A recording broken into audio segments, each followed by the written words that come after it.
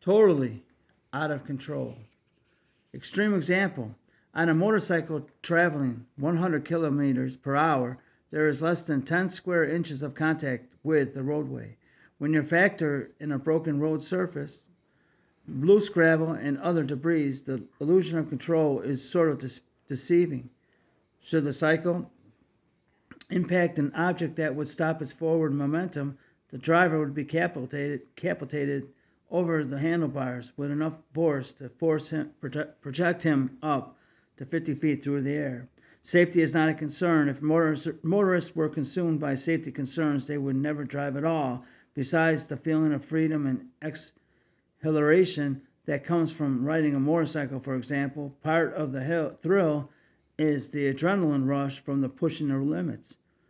Pulling the front wheel high with maximum acceleration, laying the cycle over the scraping the pegs on a hard corner, coming down on the back wheel after 20 feet of air.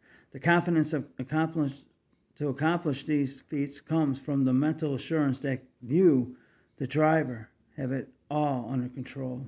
If you look at the facts, however, the control you do have is a very thin edge of split-second timing, balance, decision-making, and a healthy dose of good fortune. Shattered illusion. Although many drivers ride safely for decades, each year the death toll amounts for those unfortunate enough to have an accident. Safety precautions like helmets and safety belts do little to preserve life. Even the most careful, competent driver can become the victim of circumstances beyond his control. That is the definition of an accident. No exceptions. Although motorcycles may be inherently less safe, the truth is that no one is without risk. When traveling on the roadways, factors like bad weather, road conditions, and other drivers can quickly override all of your skill and precautions. Many innocent passengers had been the victim of a drunk driver. An unforeseen patch of ice on the roadway can instantly shatter your self-reliance. Our confidence, even our daring, is born of the illusion that we are totally in control. Nothing we can't handle. Illusion is deception. No one likes to be deceived, but the fact is that anyone who goes through life taking for granted that they control their own destiny is self-deceived. What is going to happen when you come up against something bigger than you, something you can't control, manipulate, or buy off?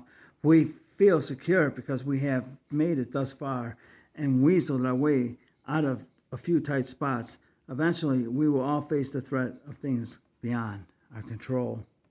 Grabbing the reins, let's say you're going to take the bull by the horns. What gives you confidence that you have the control? Physical dominance. How strong will you be at 80 or after a bout with cancer? Wealth. In 1929, millionaires took a plunge from 10 stories up because they lost everything overnight. Prestige. No matter how important you are, there are people in this world who have no idea who you are, nor do they care. And intellect. That's the mistake of every criminal in jail. They thought they were smarter than the next guy. Government? Think of these places: Tiananmen Square, Waco, Texas, Somalia, Bosnia, Romania. All were once trusted governments. Medicine? Science? Every newspaper still carries an obituary. We may be able to forestall the inevitable for a while, but the fact remains that we will all ultimately fall victim to something totally out of our control. Gripping reality. To boost our confidence by denying uncomfortable facts of reality is foolishness. If you live long enough, you will encounter situations, circumstances totally out of your control. When you can no longer cope, when the pressure becomes too great, when no amount of begging, bribing, or conning will get you out, where will you turn? In 6,000 years of recorded human history, death still reigns over the human race. It's time you face reality. You need someone with more resources than you could possibly muster to get you through. What you need is God. Speaking of Jesus Christ, Hebrews 2:14 says, "For as much then as the children are partakers of flesh and blood, he also himself likewise took part of the same, that through death he might destroy him that had the power of death. Jesus Christ was God in the form of human flesh. He was born on this earth as a man, lived perfectly sinless, and laid down his own life on the cross of Calvary to pay for the sin of mankind. You and I could never pay for our own sin because we ourselves are sinners. Sin is what separates us from God. It's a man's death and punishment in hell. Christ died so we might have power over death and live with God for all eternity. Take back control. Ask God's forgiveness for sinning against him. Ask him to apply Jesus Christ's death on the cross to your penalty. There is nothing you can do good enough to earn God's forgiveness. It's totally beyond your control. You must trust in what Jesus Christ, the only perfect sacrifice, has already done. Believe on the Lord Jesus Christ, and thou shalt be saved, my friend.